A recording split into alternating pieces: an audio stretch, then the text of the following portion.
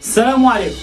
موضوع اليوم على واحد من أغرب الأماكن في إفريقيا، واللي حكات عليه الكثير من الروايات والفرضيات، منها اللي هو صحيح ومنها اللي مخيف وكل كذب. هذا المكان موجود في بقعة بعيدة في الصحراء الجزائرية، كيتسمى بمدينة الجين، ويسمى أيضا بمدينة الفضائيين. فتابعوا معي القصة ديال هذه المدينة الجزائرية الملعونة.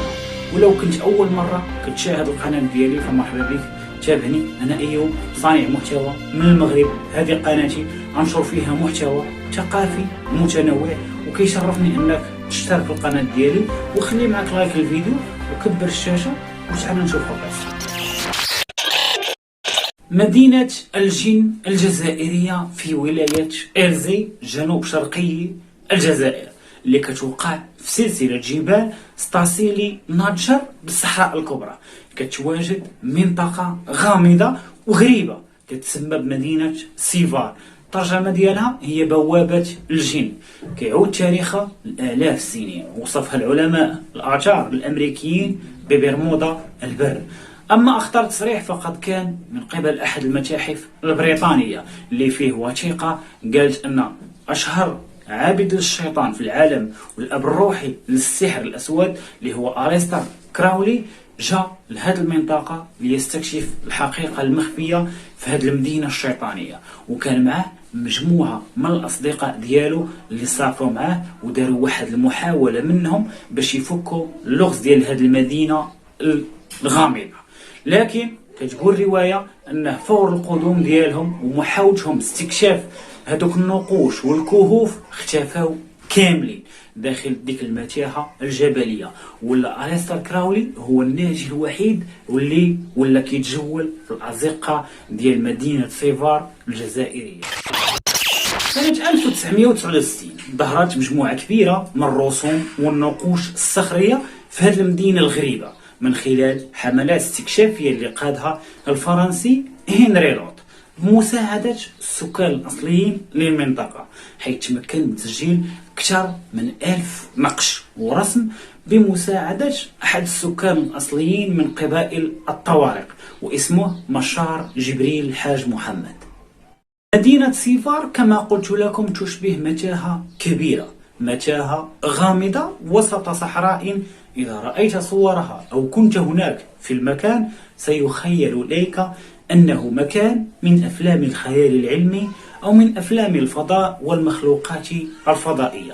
وإذا لاحظنا صخور سيفار تجدها تضم متحفا طبيعيا لرسومات ونقوش غريبة تعود أقدامها لأكثر من 15,000 سنة.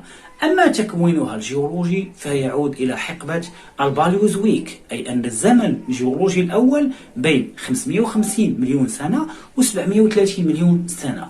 هذا الأمر اللي دفع منظمة اليونسكو باش تصنفها كأقدم وأكبر مدينة صخرية عبر العالم بمساحة 89,342 كيلومتر مربع.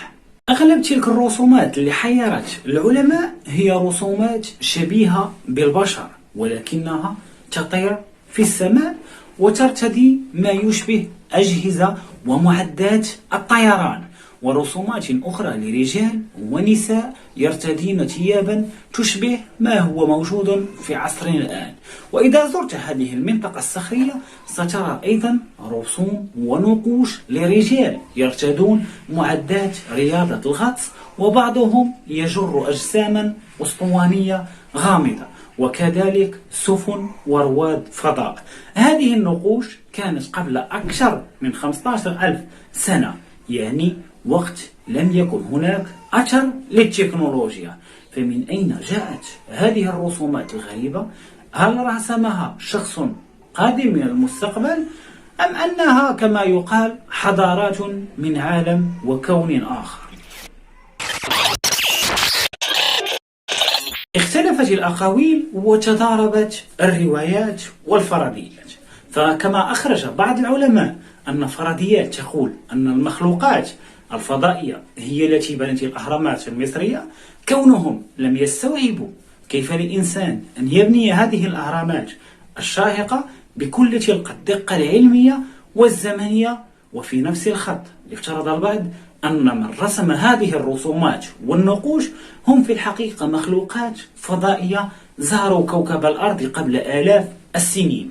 فمن هؤلاء الفضائيين؟ من زاروا بلاد بابل، ومن هم من زاروا مصر، والفضائيين الآخرين الذين نزلوا على الصحراء الكبرى واستطاعوا التواصل مع الإنسان البدائي، الأمر الذي نتج عنه بعض رسومات السفن ورواد الفضاء والظاهرة على جدران الكهوف. لكن من جانب آخر ورواية أخرى، هناك رواية تفترض بأن مدينة سيفار الجزائرية ما هي إلا بقايا مدينة أطلانتس الأسطورية، المدينة المتطورة تكنولوجيا والضائعة منذ آلاف السنين.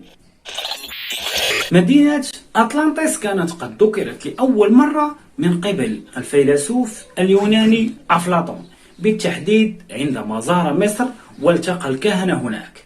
الكهنة المصريين أخبروا أفلاطون عن القصص التي رواها لهم أجدادهم عن قارة عظيمة كانت بالقرب من أحمدة هرقل، وكانت هذه القارة جد متطورة ولكنها اختفت لسبب مجهول لا يعلمه أي أحد. لكن أكثر التفسيرات المنطقية والعقلانية يظهر لك عندما تشاهد الرسومات بنفسك وتربطها مع واقع وتاريخ المنطقة. ولو تأملت في النقوش التي زعموا أنها مخلوقات فضائية سترى أن بينها وبين النقوش الفرعونية المصرية تشابه نسبي لحد ما. فهناك نقوش يظهر فيها جسم رجل وهو يرتدي قناع ابن آوى ويقف بجوار جثة ميت. ذلك النقش الفرعوني لم يعني يوما أن ذلك الرجل الذي له رأس حيوان هو ما كان يحنط المصريين القدماء بعد موتهم. لكن القصة الحقيقية أن في الحقبة الفرعونية كان الرجل المسؤول عن التحنيط يجبر على ارتداء قناع لحيوان ابن آوى ليكون آل محمد رمزا وتجسيدا لأنبس الإله المسؤول عن إرشاد الأرواح في العالم الآخر بعد الموت. وعليه يمكننا ربط النقش الفرعونية بهذا الموجود في كهوف تاتيلي، والتي يظهر فيها بشري برأس مستديرة وكبيرة، والذي فسر البعض بأنها في الحقيقة مخلوق جني أو كائن فضائي قادم إلى الأرض. وكانت النقوش والرسوم بالنسبة للباحثين ما هي إلا مراحل من طقوس دينية تخص الشعوب التي عاشت في المنطقة وسجلت كل تفاصيل حياتها على الصخور والجدران. ولو ذهبت إلى تلك المدينة الصخرية الآن فلن تجد سوى القحط والرمال وجفاف من كل صوب واحد. ولكن الصادم أن هذه البيئة الصحراوية القاسية وحسب النقوش الموجودة في مدينة إيبار لم تكن إطلاقا كما عليه الآن.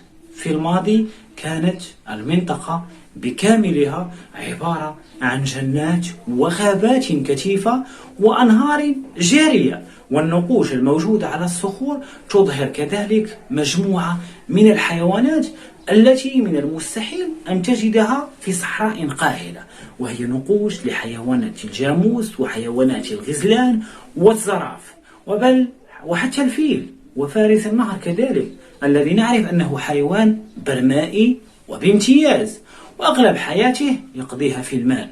والأكثر غرابة ودهشة أنه من بين النقوش التي وجدوها نقوش لقوارب صيد وقوارب كبيرة على ما يبدو أنها لنقل البضائع، الأمر الذي يثبت بما لا يدع مجالا للشك أن هذه الصحراء القاحلة ومدينة سيفار كانت في الماضي عبارة عن جنات خضراء ووديان وأنهار وغابات. هذه الغابات كانت مليئة بكل أنواع الحيوانات، ولكن ما يثير الاستغراب والريبة هو حراسة الجيش الجزائري الشديدة والصارمة لهذه المدينة الملعونة ومنع دخول بعض مناطقها، حيث أنه لم يستطع أحد تفسير هذا الأمر، كون أن الموقع موقع أثري وليس موقع عسكري. وحسب صحيفة اندبندنت فقد اتصلت بالكثير من الجهات المسؤولة من أجل تصريح حول هذا الأمر، ولكن منهم من يرفض التصريح ومنهم من لا يملك المعلومة أساسا عن هذه المدينة. كانت هذه أبرز المعلومات عن المدينة الجزائرية الغامضة، مدينة الجن، مدينة سيفار. أتمنى أن يعجبكم الفيديو. كان معكم أيوب بنان، شكرا على المشاهدة والسلام عليكم ورحمة الله.